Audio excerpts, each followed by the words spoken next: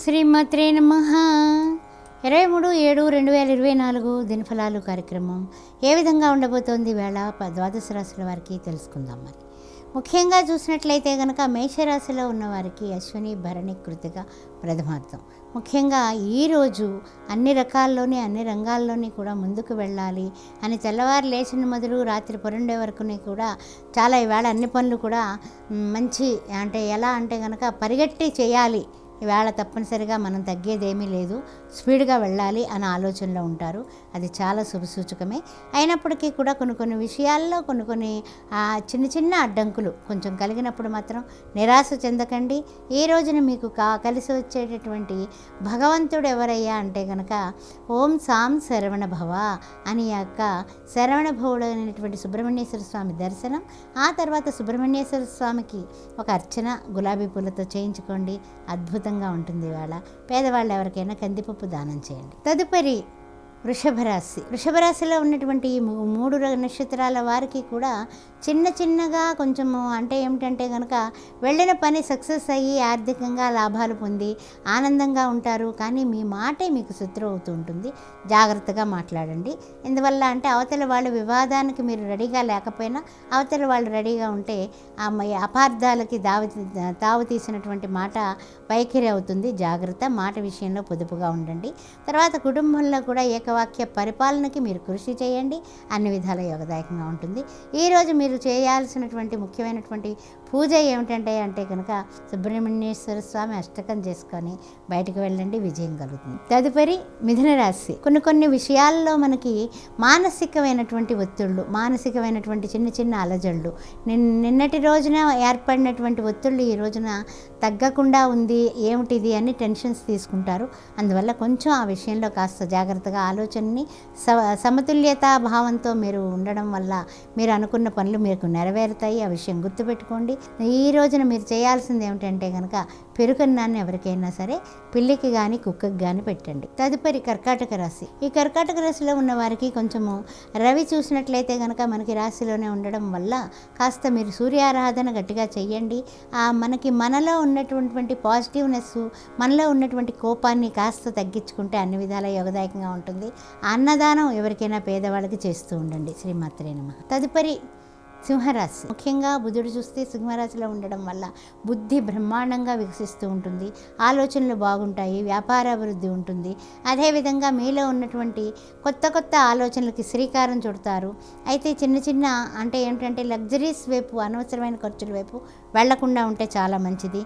ఈ రోజున మీరు చేయాల్సింది ఏమిటంటే కనుక శ్రీరామ జయ రామ జయ జయ రామ అని రాముల వారిని తలవడం వల్ల అద్భుతమైనటువంటి అవకాశాలు అందిపుచ్చుకుంటారు. శ్రీమాత్రే నమః. తదుపరి కన్యారాశి. ముఖ్యంగా చూసినట్లయితే కేతువు లగ్నాత్తు ఉండడం వల్ల కాస్త ఆధ్యాత్మిక చింతన, గుళ్ళకి గోపురాలకి వెళ్ళాలి అని శ్రీకారం చుడతారు. అయినప్పటికీ కూడా ఈ రోజు నాడు కొంచెం కుటుంబ విషయాల్లో కాస్తంత ఇదివరకటి చర్చలన్నీ కూడా సఫలీకృతమయ్యి కాస్త హ్యాపీగా ఆనందంగా ఉండడానికి అవకాశాలు కనిపిస్తున్నాయి. అదేవిధంగా ఈవేళ క్షేత్ర దర్శనం ఏం చేసుకోవాలంటే కనుక వ్యాపార నిమిత్తం చేసుకున్నా లేకపోతే ఏదైనా సరే ఉద్యోగాల్లో పై అధికారులతో మాట్లాడాలన్నా ఈవేళ చాలా మంచి రోజుగా మీరు అనుకొని ప్రయత్నాలు అయితే చేయండి. తప్పనిసరిగా విజయవంతం అవ్వడానికి కానీ ఈవేళ మీరు బయటకు వెళ్ళేటప్పుడు ఓం గం గణపతే నమః అన్నది అనుకొని 21 టైమ్స్ బెల్లం ముక్క నైవేద్యం చేసి బయటకు వెళ్ళండి, విజయం సాధిస్తారు. తదుపరి తులారాశి. మనకి మానసికమైనటువంటి చిన్న అలజడి, తర్వాత ఒత్తిడి అనేది కంటిన్యూగా ఉంటుంది. ఏమిటిది నాకు ఇలాగా జరుగుతోంది అని ఆలోచనలు చేస్తూ ఉంటారు. అందువల్ల మనస్సే కారణం కాబట్టి మీ మనస్సుని మంచి సంకల్పాల వైపు, పాజిటివ్ నేచర్ వైపు మీరు పెట్టుకున్నట్లయితే తప్పనిసరిగా మీరు అన్ని రంగాల్లోని కూడా రాణిస్తారు. ముఖ్యంగా లాయర్లు కానీ మనలో ఉన్నటువంటి జడ్జిలు కానీ ఎవరైనప్పటికీ కూడా ఈ తులారాశిలో ఉన్నటువంటి వాళ్ళు మీరు చేసే ప్రయత్నం గట్టిగా చేయండి. మీరు చెప్పే మాట నిజాయితీగా మాట్లాడండి, సమయస్ఫూర్తితో ఉండండి, అంతా విజయం మీదే. ఈరోజు మీరు చేయాల్సినటువంటి పని ఏమిటంటే కనుక తప్పనిసరిగా అమ్మవారికి అంటే శ్రీ రాజరాజేశ్వరి అమ్మవారికి ఏదైనా తీపి ప్రసాదం వండి నైవేద్యం పెట్టండి. తదుపరి వృశ్చిక రాశి. వీరికి కావలసినటువంటి విశాలమైనటువంటి హృదయం ఉన్నప్పటికీ కూడా వీరిని అర్థం చేసుకునే వాళ్ళు కొంచెం అపార్థాలు చేసుకోవడానికి తావు కనపడుతుంది. అందువలన వీరి ఆలోచనలు అన్నీ కూడా ఎంత మంచిగా చేసినప్పటికీ కూడా తగిన సమయానికి తగిన పనులు అవ్వక కొంచెం ఆలోచనలోకి పడుతూ ఉంటారు.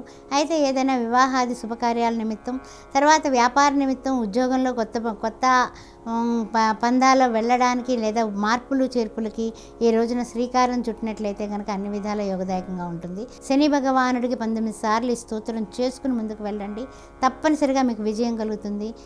నల్ల చీమలకి ఒక గుప్పుడు పంచదార చల్లండి. అద్భుతమైనటువంటి అవకాశాలు మీకు వస్తాయి.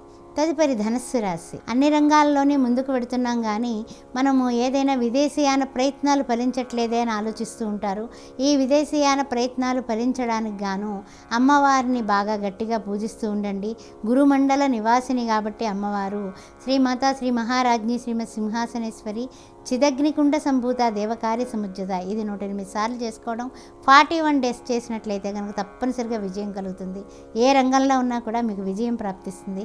ఈ విషయం గుర్తుపెట్టుకోండి. అమ్మవారికి రోజు బెల్లం ముక్క ప్రసాదంగా ఇవ్వండి. తదుపరి మకర రాశి వారికి స్వాగతం. ముఖ్యంగా కొన్ని వ్యవహారాల్లో అడ్డంకులు, ఆటంకాలు, నాకెందుకు జరుగుతుంది, మొన్నటి వరకు మంచిగానే ఉంది, ఇప్పుడు ఎందుకు ఇలా జరుగుతుంది అని ఆలోచన చేస్తూ ఉంటారు. ఆలోచనలు ఎలా ఉన్నప్పటికీ కూడా దాన్ని సఫలీకృతం చేసుకోవడానికి గాను మనం చేయాల్సినటువంటి ఉత్తమమైనటువంటి పని ఏమిటంటే ప్రతిరోజు హనుమాన్ చాలీసా పారాయణ చేయండి. హనుమంతుడు యొక్క దయ వలన మీరు అన్నింటినీ కూడా అధిగమిస్తారు. తదుపరి కుంభరాశి. అయితే ముఖ్యంగా ఈ రాశి వారికి మనలో ఉన్నటువంటి చైతన్య వ్యవస్థని ఎప్పుడు కూడా కొంచెం ముందుకి పాజిటివ్గా తీసుకెళ్ళాలి అనే ఆలోచనలతో పెద్దవాళ్ళని కలవడం, ఆ పెద్దవాళ్ళ సలహాలతో ఏదైనా సరే రాహుకాల దీపం పెట్టుకుంటే తప్పనిసరిగా మీకు అన్ని విధాల యోగదాయకంగా ఉంటుంది. మధ్యాహ్నం 3 నుంచి 4:30 వరకు రాహుకాలం ఉంటుంది కాబట్టి నువ్వుల నూనెతో దీపం పెట్టండి. బెల్లం ముక్క అక్కడ పెట్టి ఓం సాం శరవణ భవ అని శరణు వేడండి. తప్పనిసరిగా విజయప్రాప్తి. తదుపరి మీనరాశి. కొంచెం తొందరపాటు నిర్ణయాలు, కాస్త కోపాలు, కాస్త చిరాకులు, ఇంట్లో వాళ్ళ మీద బయట వాళ్ళ మీద కూడా మీ పెత్తనం సాగాలంటే కనుక సాగదు. అందువల్ల మీ దగ్గర పనిచేసే వాళ్ళే కొంచెం మాటకి రియాక్ట్ అయ్యేటటువంటి అవకాశాలు ఉన్నాయి. కాస్త జాగ్రత్తగా ఆలోచించి ముందుకు అడుగు వేయండి. కోపం తెచ్చుకోకండి. కాస్త శాంత స్వభావం అలవర్చుకోండి. అన్ని విధాలా మీరు ముందుకు వెళ్ళడానికి గాను ఈ రోజున మీరు చేయాల్సింది ఏంటంటే ఓం సాం శరవణ భవ అనే మంత్రాన్ని 1000 సార్లు చేసి మధ్యాహ్నం రాహుకాల దీపం పెట్టండి. తప్పనిసరిగా మీకు విజయం కలుగుతుంది. మిమ్మల్ని మీరు కంట్రోల్ చేసుకుంటారు. శ్రీమాత్రే నమః.